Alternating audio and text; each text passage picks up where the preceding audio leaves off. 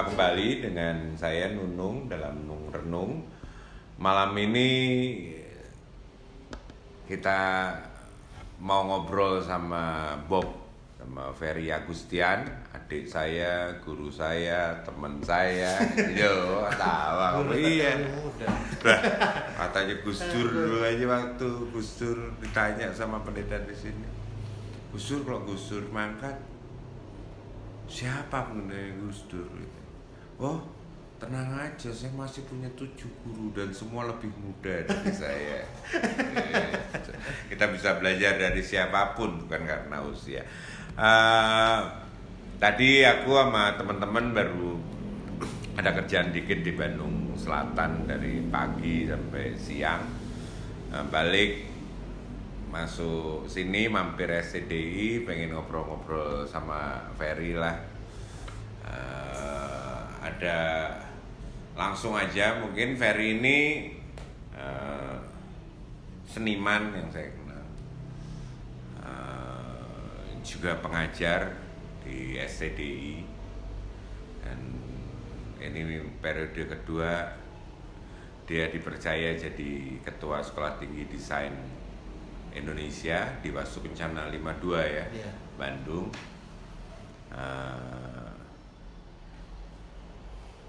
Tahu kecilnya saya, kecil yang sangat kecil, karena saya dulu sahabat ya, sampai sekarang sahabat kedua kakak perempuannya, yang pertama dan yang kedua yaitu ya Ibu Mika Ursia dan Ibu Yuliati. Kedua-duanya bersuamikan pendeta. Adiknya nanti beristrikan penditi gitu ya. Ya, langsung saja saya mau bercerita singkat bahwa untuk menyelesaikan program studi lanjutannya waktu itu ya, Ferry, tahun berapa tuh Fer? Saya lulusnya atau masuknya nih? Keluarnya waktu buat karya ini tahun 2013-2014 lah ya. Ya, 2014 ambil magister seni ya. Di ITB di Bandung. Yang membuat menarik saya, terus terang saja, di tengah mungkin beberapa teman-teman tahu kuatnya teman-teman di ITB sana waktu itu, sempat beberapa yang cukup fanatik misalnya, dan tiba-tiba Ferry membuat sebuah karya tugas akhir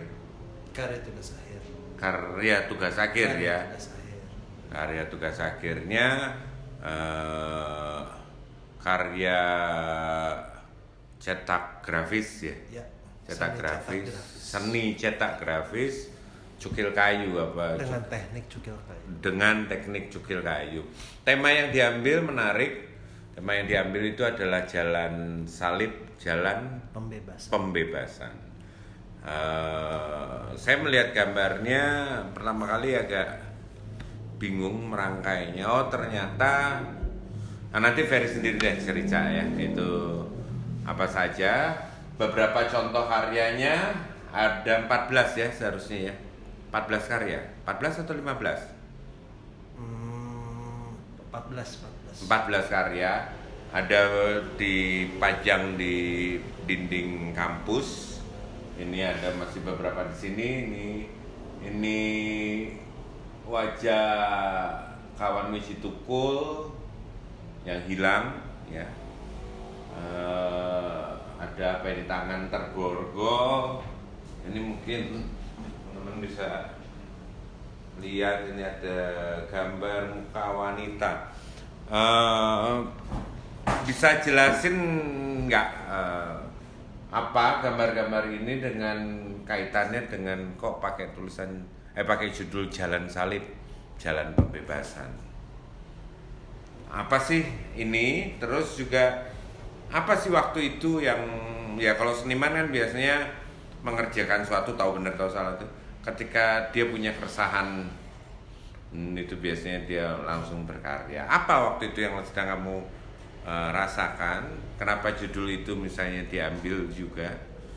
Dan kalau jalan salib pesannya itu kan, walaupun kita Kristen nggak punya budaya seperti itu, tapi jalan salib Via Dolorosa itu ya, itu prosesi, entah prosesi apa di Katolik, pasti yang sering kita lihat kan ada gua-gua, ada stasi-stasi perhentian dengan cerita-cerita zaman Yesus, tapi tiba-tiba jalan salib di sini kok digambarkan.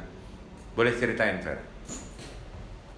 Ya, sebenarnya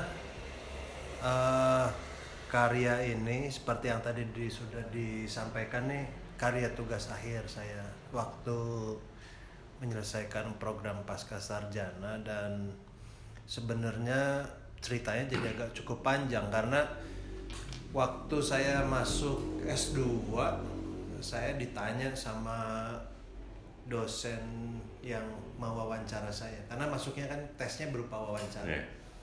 Kamu mau bikin apa di S2 gitu.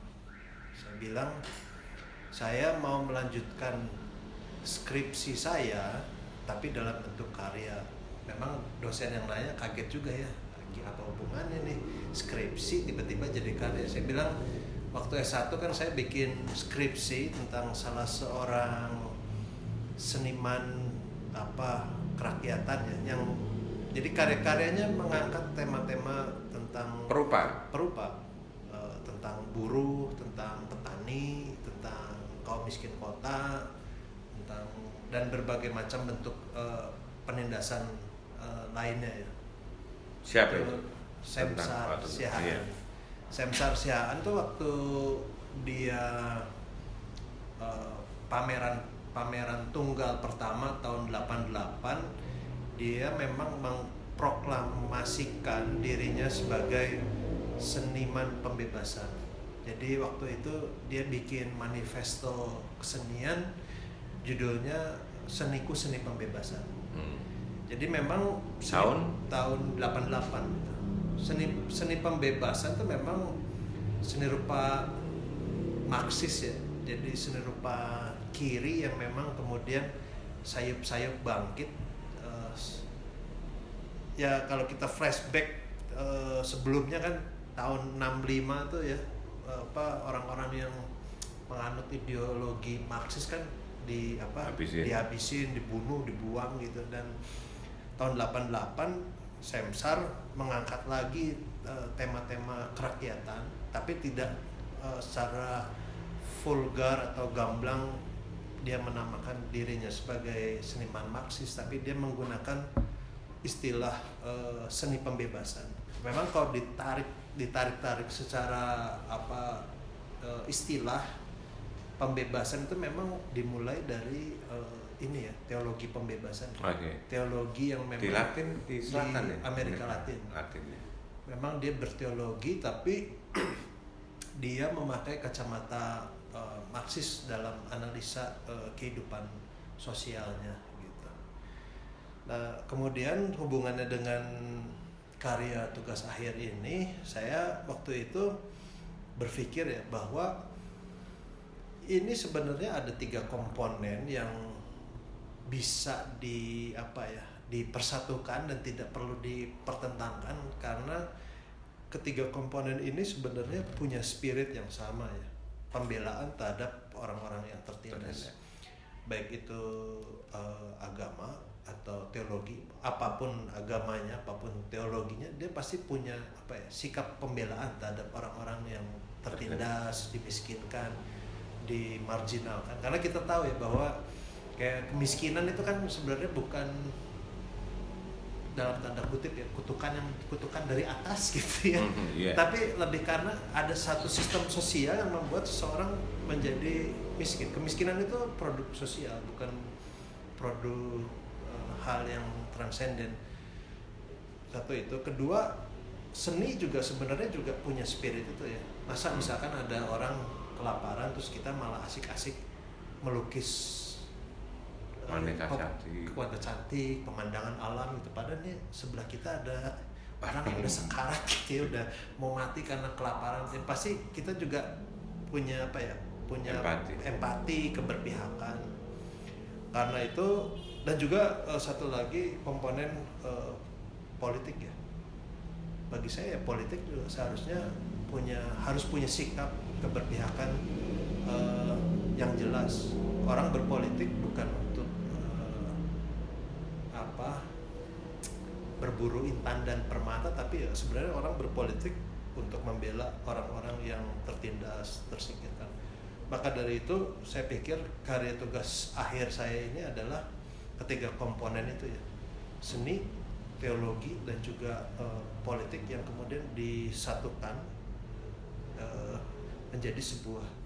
Tapi itu kan tadi waktu masih dipertanyakan bahwa tugasmu apa, akan melanjutkan skripsimu, belum sampai ke sini kan, proses itu kan proses di situ. Lalu ya waktu itu memang saya bilang saya ada keinginan ya, maksudnya ketika skripsi kan itu sebenarnya bentuknya teori ya. Teori itu ya harus diuji dalam sebuah praktek gitu. Oke. Makanya saya milih tugas akhir saya itu bukan bentuknya tesis, tapi bentuknya karya untuk menguji apa yang waktu itu saya bikin dalam bentuk skripsi. Memang waktu skripsi komponennya hanya dua, seni dan politik. Tapi kemudian seiring berjalannya waktu, saya waktu itu berinteraksi dengan beberapa orang yang memang beragama Katolik ya, yang punya tradisi jalan salib yang kuat. Dan ketika saya berinteraksi, berdialog, kemudian ya terbersit ide itu ya. Sebenarnya jalan salib itu bisa menjadi sebuah refleksi sosial yang kuat, yang ajak gitu ya, bahwa sampai saat ini pun yang kita jalani adalah ya jalan salib itu. Maka dari itu si tugas akhirnya itu menyatukan. Dari yang pertama ini terinspirasi dari itu keinginanmu membuktikan skripsi tadi. Iya. Oke. Meskipun kemudian ditambah bumbu itu spiritual. langsung langsung dalam bentuk cukil. Oh enggak. Waktu itu memang di S2 itu ya betul-betul kayak digoncang ya, apa istilahnya ya diaduk-aduk gitu isi kepala ya. Dia yang saya mau kerjakan nih bener gak gitu ya, kita tetap meyakini apa yang kita pegang itu atau sebenarnya enggak gitu. Jadi memang seni rupa yang membela masyarakat kecil gitu ya, itu kan sebenarnya seni rupa yang seringkali menurut saya kurang diperhitungkan ya. Ini mah bukan seni, ini mah propaganda gitu. Nggak komersil lagi. Nggak komersil, apaan sih, ini udah old school banget gitu ya. Ini udah bukannya agak zaman. Ini udah zaman apalah, postmodern atau apalah gitu ya. Yang kayak gini apa sih gitu. Sok-sok ya dianggap sok-sok kere lah gitu ya. Proletar gitu ya. Apa sih gitu ya, kayak gitu sih. Kenapa? Nah, di tengah pergumulanmu sendiri bahwa banyak yang anggap itu, kenapa kamu sampai masih tetap bersikap, ya sudah aku tetap mau kerjakan ini apapun kata orang begitu. Itu kenapa? Saya nggak tahu ya, ini memang sifatnya pribadi atau ya maksudnya kalau pakai bahasa Sunda tuh rarasaeun atau gimana gitu ya. Rarasaeun apa ya dalam bahasa Indonesia? GR bukan? Ya GR, tapi GR-nya beda ya maksudnya. Bukan sombong ya, bukan. Tapi lebih ke saya tiap kali saya jujur saya pernah bikin karya yang udah kayaknya memang bener sih kata orang-orang, seni kayak gini sih udah nggak relevan lagi sama zaman sekarang gitu ya, udah nggak up to date, udah old school. Dan saya pernah mencoba membuat karya seni yang menawarkan mungkin dalam tanda kutip kegilaan ya, keiseng-isengan. Cuma tiap kali saya mengerjakan itu nggak tahu ya, tiap kali saya keluar rumah atau saya jalan kemana tuh kok saya dibenturkan lagi dengan realita kemiskinan ya. Saya jadi ya di situ saya jadi goyah lagi ya, apa saya yang salah atau gimana. Toh kemiskinan itu sesuatu yang nyata gitu ya, ada di hadapan saya langsung gitu ya. Dan ya bukan hanya kemiskinan sih, problem-problem sosial lain gitu ya. Bahkan kayak ya ini nanti mungkin bisa diceritain kayak Wiji Tuko juga toh sampai sekarang juga tidak kembali ya, hilang, dan itu juga sebuah realita yang tidak bisa kita ingkari gitu. Memang ada kok gitu. Iya. Ternyata kehidupan seperti itu emang ada ya? Ada gitu. Makanya ya akhirnya ya udahlah, terserah orang mau bilang old school kek, mau bilang karya lu ketinggalan zaman kek, mau dibilang gak laku kek, ya udahlah suka-suka saya. Toh ini karya-karya saya. Kalau misalnya gak laku ya, misalkan kalau kita ngomong soal market bikin kayak gini emang laku, ya apa ya maksudnya, ya urusan saya aja, mau laku nggak laku yang penting. Tapi apakah benar alasanmu hanya untuk menghindari perdebatan kamu, nah ini mah urusan gue, atau sebenarnya kamu harusnya mulai ngomong enggak, ini sikap gue, gue harus nyatain ini, itu akan berbeda loh Fer ya. Hanya menghindari suka-suka gue hanya karena tidak mau berdebat, tapi atau mau mempengaruhi gue, enggak, ini sikap gue, ini kenyataan yang harus disuarakan. Nah, sebenarnya apa yang mendasari lu sebetulnya sejujurnya? Ya sejujurnya memang ini kemudian menjadi sebuah sikap ya. Saya tidak bisa membohongi diri saya sendiri gitu, dengan bahwa tetap berdiam di posisi seperti ini gitu. Zona nyaman lah kalau istilahnya. Mungkin zona zaman saya ini keberpihakan saya gitu, dan ya itu ya saya meyakini ya bahwa karya seni itu harus berpijak pada realitas ya, bukan berpijak kepada imajinasi yang mengawang-awang entah kemana. Toh setiap karya adalah sebuah pertanggungjawaban seperti itu. Ya dengan saya membuat seperti ini, saya bertanggung jawab terhadap diri saya sendiri, saya bertanggung jawab terhadap masyarakat sosial, terutama ya masyarakat Indonesia. Bertanggung jawab juga terhadap Tuhan ya. Itu pasti. Sesuai moto ITB, untuk Tuhan, bangsa, dan alma mater.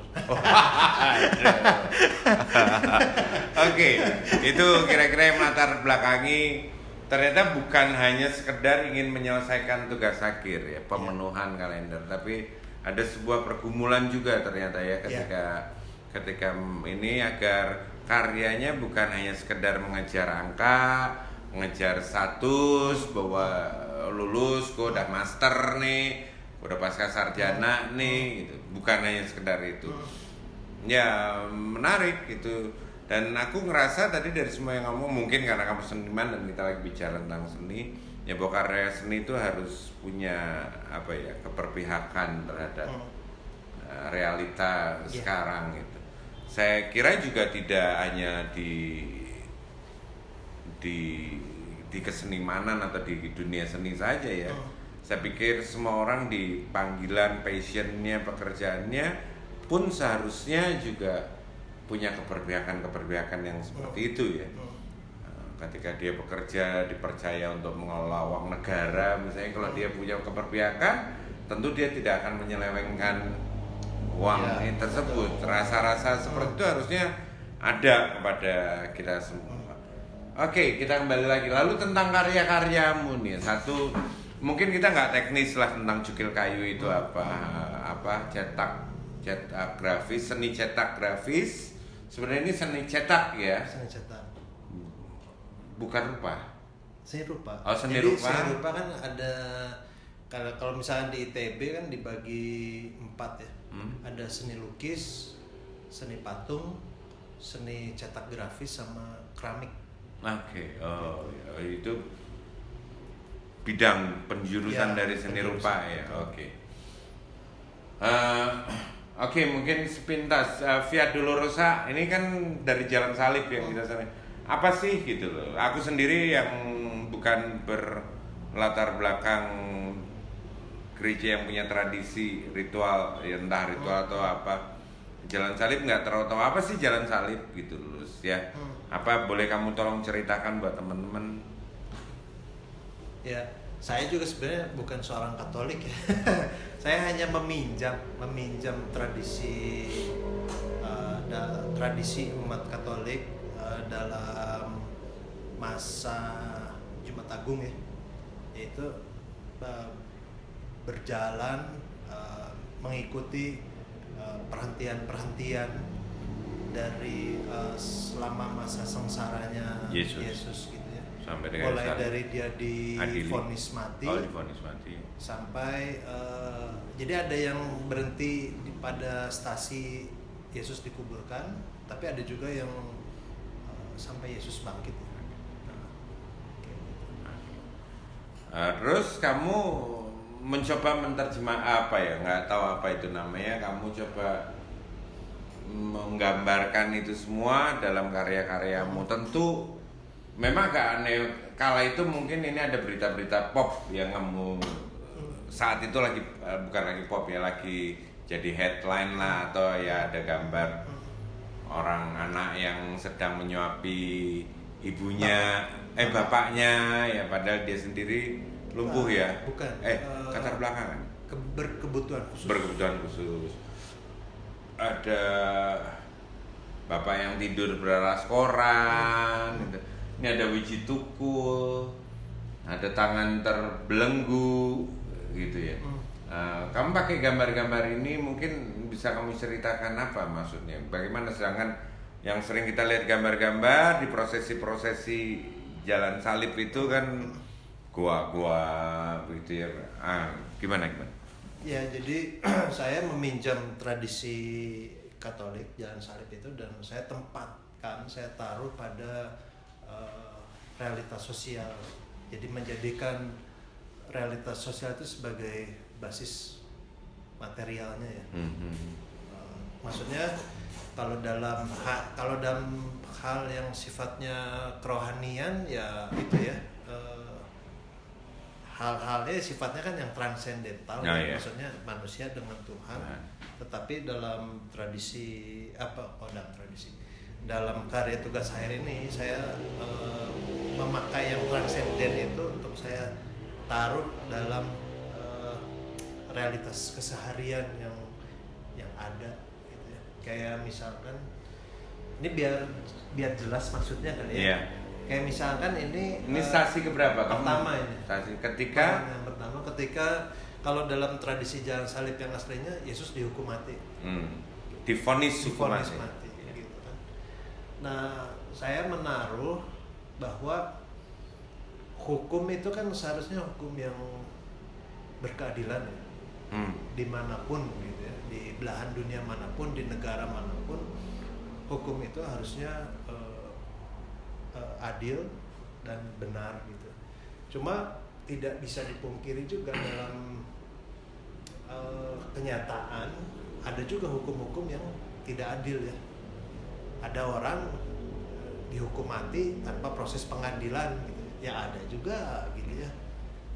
Nah, makanya itu kemudian saya angkat dalam bentuk visualnya adalah bukan diborgol nih, di rantai ya. Diborgol.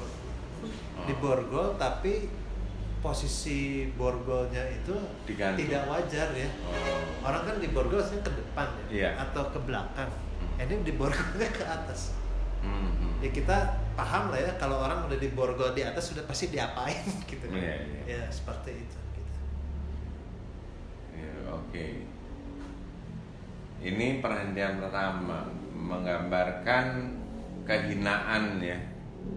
Boleh dibilang kehinaan Yesus ketika bukan ini kan Yesus divonis mati, dihukum mati, ya ternistakan apa ya? Ya sebenarnya waktu itu juga Yesus juga dihukum oleh hukum yang tidak adil ya. Maksudnya dia tidak bersalah tapi divonis bersalah gitu. Dan itu bukan realita yang terjadi ribuan tahun yang lalu saja, tapi bahkan sampai saat sekarang ini pun terjadi. Terus ini Wiji ini perhentian keberapa ya? Ke-6 ya. Ke-6. Iya, benar 6. Kalau dalam tradisi jalan salib milik teman-teman Katolik itu ada perhentian di mana wajah Yesus yang berdarah itu, maaf, diusap mukanya oleh seorang perempuan yang bernama Veronica. Oke. Jadi Yesus kan berjalan tuh dari dalam kota Yerusalem untuk disalibkannya kan di luar kota, Iya. di Bukit Golgota. Nah, dalam perjalanan itu kan wajahnya tuh udah berlumuran darah, dan dalam tradisi Katolik ada seorang perempuan yang menghampiri membawa kain untuk mengusap wajah Yesus. Kain yang diusap ya memang kemudian pasti akan tercetaknya muka Yesus, gitu ya. Nah, ketika saya membuat karya Wiji Tukul ini ya, saya membayangkan ya, maksudnya karena ini saya taruh menaruh ini dalam realitas sosial keseharian, ya balik lagi sih, ada hukum yang tidak adil ya. Wiji Tukul ini kan penyair dari Solo yang kemudian dihilangkan pada masa transisi peralihan dari Orde Baru ke Orde Reformasi. Ya, saya membayangkan bahwa cetak grafis saya ini itu sedang mengusap wajah, dalam tanda kutip ya, Yesus yang masa kini yang mungkin sedang mengalami ketidakadilan gitu.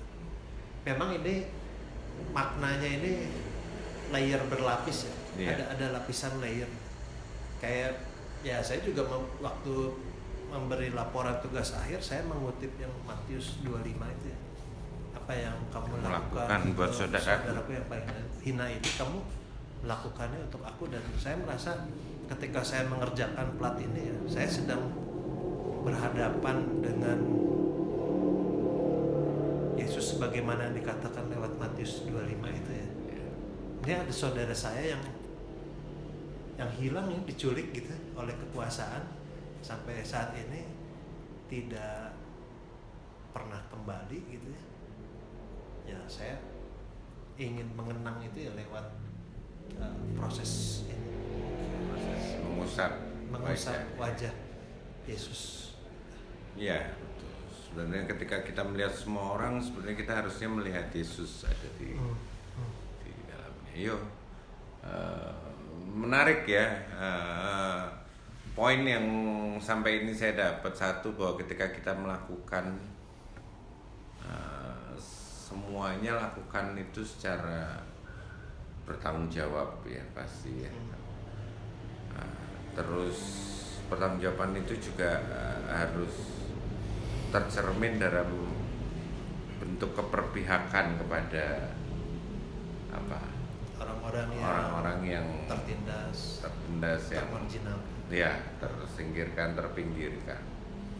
Terus harus selalu berani juga ya, tidak lagi diam ya, bukan hanya ini mau gua ya, tapi sebuah sikap yang mari kita nyatakan bahwa kalau benar ya gua akan menyatakan benar, kalau salah kita harus menyatakan salah. Iya, betul. Nah, dan yang baik menurutku ketika di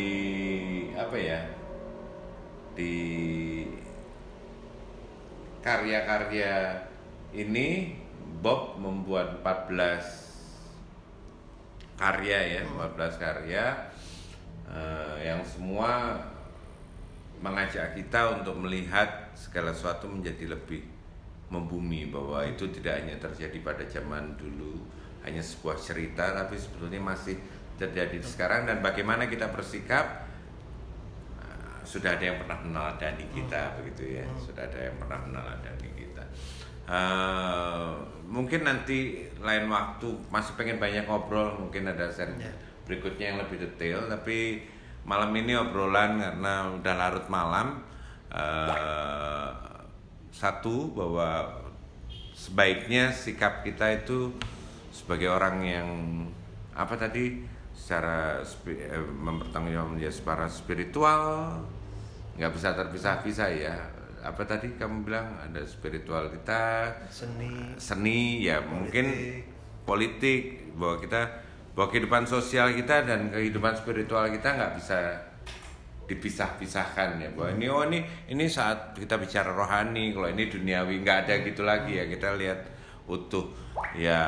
Itulah sikap yang malam ini kita bisa sharing dari Ferry yang saya percaya pasti akan menguatkan dan menjadi manfaat buat kita semua. Nanti kali lain kita akan melanjut kembali mungkin dengan obrolan-obrolan yang lain, atau mungkin masih dengan Ferry atau dengan teman-teman yang lain tentang hal-hal yang lain.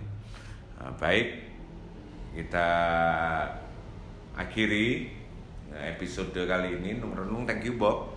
Belum cerita, nanti mungkin berikutnya kita akan cerita yang lebih pribadi ya. Karena kecil-kecilnya dia gue tahu ya. Thank you Bob, sukses, sehat terus. Dengan tugas-tugasnya juga selalu sukses. Ini katanya lagi banyak PR banget ya menuju akreditasi di masa COVID pandemi ini ya. Minta doanya untuk kemajuan STDI juga, untuk kesehatan semuanya, dan Tuhan pasti juga akan berkati Ferry dan lembaga ini untuk kemuliaan dan kebesaran nama Tuhan. Terima kasih, selamat malam, sampai jumpa. Thank you Bob. Lagunan sendu dan syair yang menawan mengalun di sana, menyayat hatiku, dan nada yang sendu.